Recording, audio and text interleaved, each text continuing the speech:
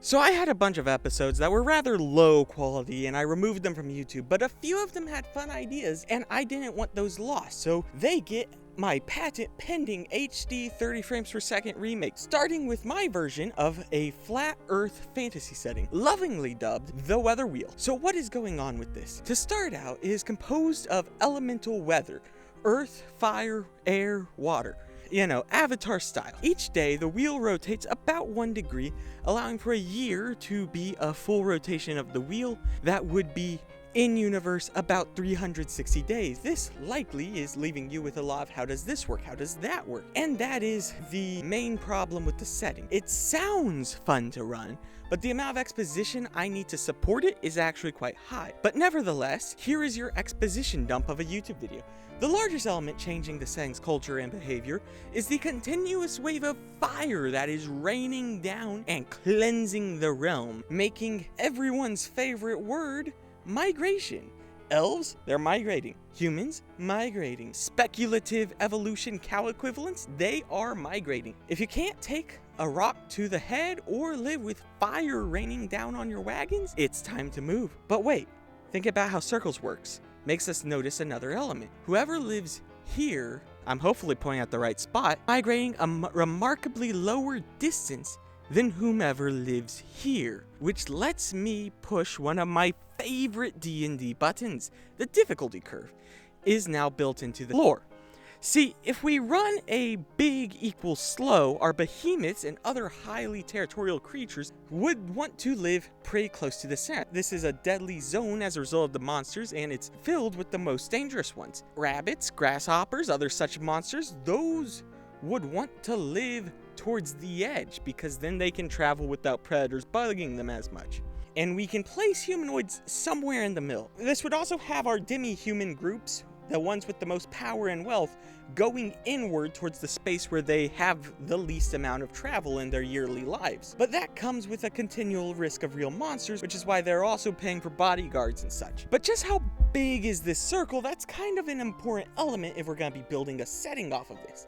Using the Oregon Trail for reference, it took 4 to 6 months to travel the Oregon Trail, and it was about 2,000 something miles. Let's go with our center circumference area I'm saying the humans are in being about 4,000 miles, with people who want to travel more or less moving up or down the slider, which is about 1,000 miles worth of space we can easily travel through, which is slightly more than how many miles across Texas is. Not as big as Earth, of course, but more than enough for several hundred communities and cultures that are all caravan-based to form.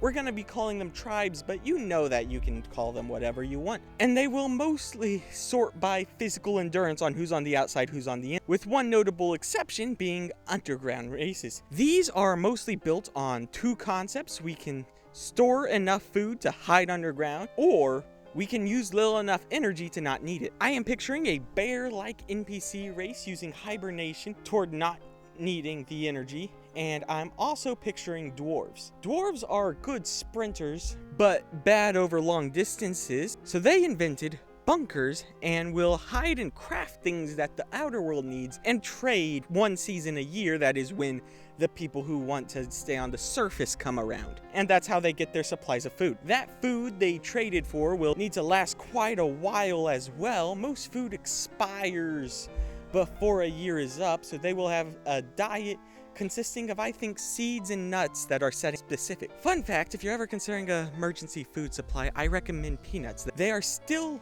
good 6 months to a year after purchase, and each $2 container has about a day's worth of calories. It's mostly fat, so it's not as optimal, but you're setting up storage of a day equals $2. I suppose I should probably get into the ecology and explain why I think they will generate a nut excess. The way the setting is built has air being followed by fire, killing off most of the plant life. As a result, the best course of action for plants is to mass produce seeds with a fantasy shell that is resistant to burning.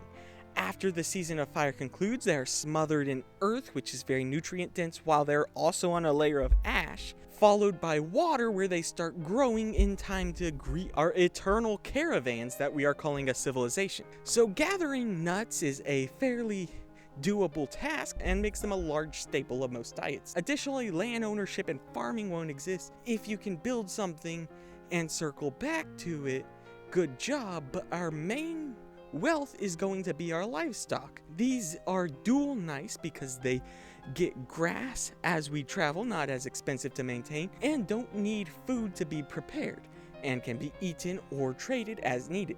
Not to mention, handle the burden of moving all our stuff because we're not gonna have all of our equipment on mere backpacks. I had concept art at one point of a grasshopper-like race living further into the outskirts of the setting. They can't just travel fast enough to not deal with territorial concerns, but also they can stop and craft the most that can be crafted by non-dwarf races. Non-grasshopper groups will sometimes send people to trade with them, but the process is not particularly easy. You need to go to the front end of the air region, losing ground as you go out in order to negotiate with them, then rushing back, hopefully, to get back into the region where you can keep up with the pace before the fire catches up with you. As much of this journey sucks, the fruits are normally capable of fetching a high price. But wait, what's this price measured in? Currency is probably close to where it was before, but bars of gold are notably heavy and make travel less fun. So we are going to use gold as our common coinage, but then when you're moving hundreds and such worth of gold, we're going to convert them into gemstones. Also, subscribe. I haven't even started on the other regions. Okay, so fire doesn't have a nuttying population. It will mostly be scavenging creatures going on the weak or sick things left behind from the main region.